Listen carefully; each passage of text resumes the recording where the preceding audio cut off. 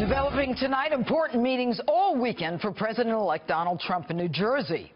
Here with reaction and analysis to the latest transition news, former U.S. Ambassador to the UN and Fox News contributor John Bolton. All right, good evening, Ambassador. Now, glad to be with you. I want to do two things with you tonight, and I hate looking in the rearview mirror, especially when it comes to President Obama. But I know that he's traveling, and I don't know where he is, but I know he was with Angela Merkel, and he's headed somewhere, Peru, or what is the guy doing, and why is he doing it? Well, this trip was obviously set up before the election, and it was supposed to be his valedictory victory tour to help cement his legacy internationally. You know, he made a very famous... Well, I would be hard-pressed to describe it, but it's obviously not turned out the way that he planned it because those persnickety American people didn't elect Hillary Clinton. What it has emphasized, and he took it personally, right? He said he was.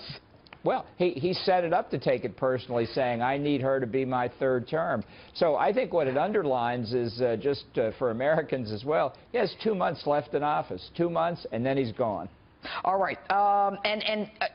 Quickly, are you worried in those 2 months, Ambassador, that through the UN he is capable of doing some damage to the American people, Israel, as well as some of our allies?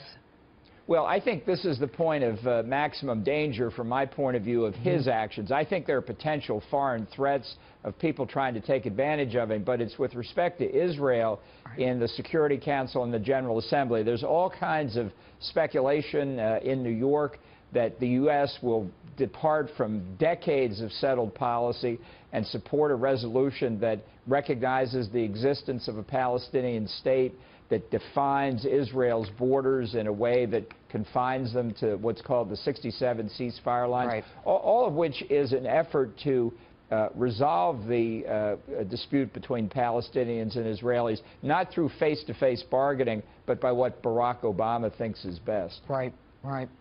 Scary stuff. We're going to have you on again. I want to talk about these next couple of months. All right, so Jeff Sessions, okay, probable AG candidate, a lot of mud going along. It's like every day they throw mud at the next person and see what sticks. You were in the Department of Justice at the time that he was being nominated for a federal judgeship. Tell us about that. Well, I was in charge of legislative affairs, and I must say it was the most outrageous series of attacks on anybody I had ever seen. I thought he was treated very unfairly. I thought he was the victim of really a political campaign. And in many respects, what happened to Jeff in that judicial nomination was the forecast of what was to come for William Rehnquist for the Supreme Court, for Bob Bork for the Supreme Court later. It all really began back there. So it was a fine irony that he was elected to the Senate later and now serves on the Judiciary Committee. I think he'll be confirmed. I think they may try and replay the 1986 battle. But I think times have changed, and I think viewed on what he's done since that fight in '86, he should be confirmed. Why do you say it was a training ground? What do you mean by that? Well, what had happened in the confirmation process and what Jeff was the first victim of was that instead of looking at the person's record and competence, it was like a political campaign.